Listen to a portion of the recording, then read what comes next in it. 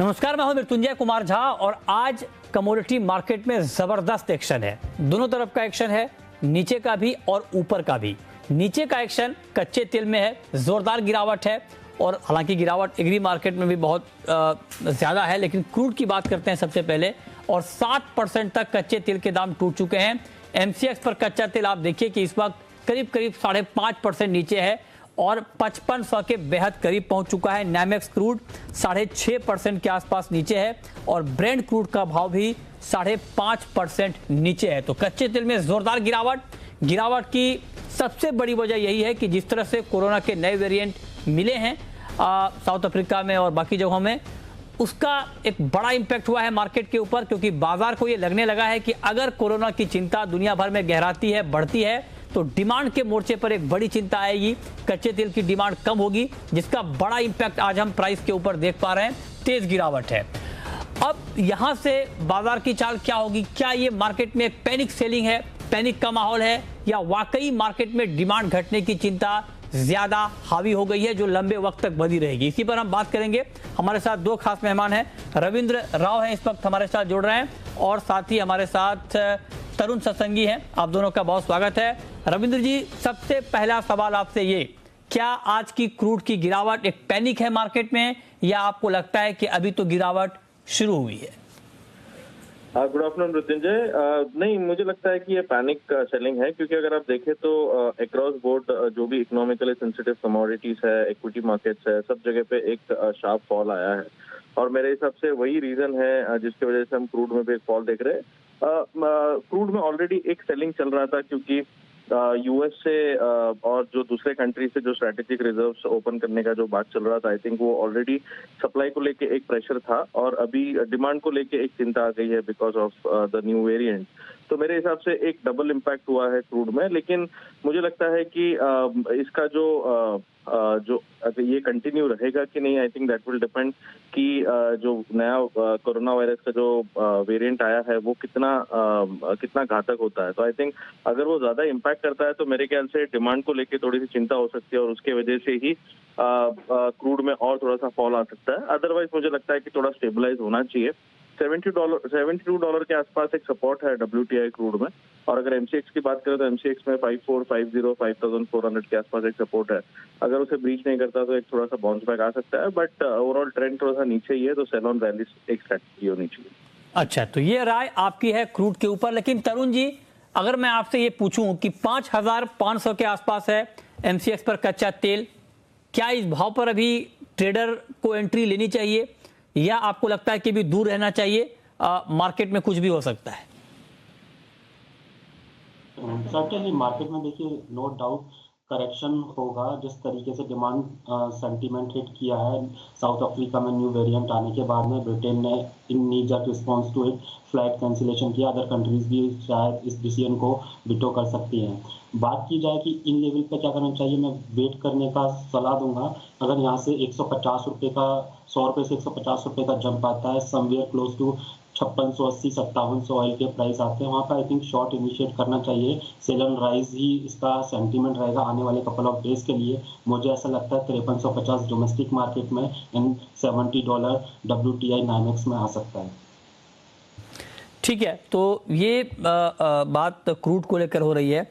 लेकिन एक सवाल रविंद्र जी आपसे मेरा और होगा कि जिस तरह से क्रूड में गिरावट आई है, एक तो डिमांड की चिंता मार्केट में है ही, लेकिन आप जरा बताएं, क्योंकि ये तो एक नई खबर आ गई कोरोना के नए वेरिएंट की, लेकिन इससे पहले वाली जो खबर थी, एक प्राइस वार के हालात यूएस प्लस और ओपेक प्लस के बीच बने हैं। यूएस प्लस ने अपने रिजर्व से तेल निकालना शुरू किया है। 2 दिसंबर को अब ओपेक की मीटिंग है कि इसका जवाब ओपेक प्लस की तरफ से क्या आता है। तो मैं ये पूछना चाह रहा हूं कि क्या ऐसे में मीडियम टू लॉन्ग टर्म में भी क्रूड का मार्केट दबाव में रहने वाला है, या वहां पर कुछ चाल अलग होगी? मृत्युंजय, मेरे हिसाब से जो ओपेक प्लस की जो डिसीजन है, आई थिंक वो मैटर करता है, क्योंकि अभी जब भी यूएस और दूसरे सारे देशों ने रिजर्व्स की बात की है, हालांकि वो बहुत मिन्यूस्क्यूल है जो जिस रिजर्व का क्वांटम वो बात कर रहे हैं, बट ये एटलीस्ट एक इंडिकेशन है मार्केट में कि ओपेक का जो मोनोपोली है उसे लेकर थोड़ी सी चिंता है, और प्राइसेस को लेके स्पेशली, बिकॉज इन्फ्लेशन अगर आप देखें तो इन्फ्लेशन हर एक इकोनॉमी में इन्फ्लेशन एक बड़ा वरी बन चुका है। इनफैक्ट मैं तो एक जगह पे ये भी पढ़ रहा था कि अभी जो ग्लोबल इकोनॉमी को रिस्क है वो कोविड नहीं है बट इट इज इन्फ्लेशन। तो मेरे हिसाब से इतना बड़ा प्रॉब्लम हुआ है और जिस वजह से ये सारे देशों ने ये स्टेप्स लिया है, तो मेरे हिसाब से ओपेक प्लस का जो डिसीजन है जो नेक्स्ट मीटिंग में, I think that will be important. Expectation ये है कि शायद वो ज्यादा कुछ करेंगे नहीं, क्योंकि ऑलरेडी अभी स्टॉक रिजर्व से निकल रहा है, तो फिर ऑलरेडी प्रोडक्शन में एक अप मूव आएगा। लेकिन अगर उन्होंने प्रोडक्शन बढ़ा दिया तो हो सकता है कि क्रूड में और फॉल आए। लेकिन मेरे हिसाब से $70 से लेके $68 के आसपास WTI एक टेम्परेरी बॉटम बनना चाहिए। हो सकता है कि वहां पे एक बार सपोर्ट आए और फिर ये एक दायरे में चले। तो अभी भी निचला साइड बाकी है, मेरे हिसाब से $3-4 का फॉल आ सकता है, तो इसीलिए ऊपर का लेवल अगर आता है तो एक बार शॉर्ट करके चल सकते हैं, specially till the OPEC meeting concludes. Crude पर, लेकिन अब हम बात करते हैं गोल्ड की। और जी हाँ, गोल्ड की कीमतों में इस वक्त जबरदस्त तेजी है। करीब 700 रुपए गोल्ड के दाम बढ़ गए हैं। 48,460 ये गोल्ड का फरवरी वायदा का भाव है। जबरदस्त तेजी इस वक्त मार्केट में दिख रही है।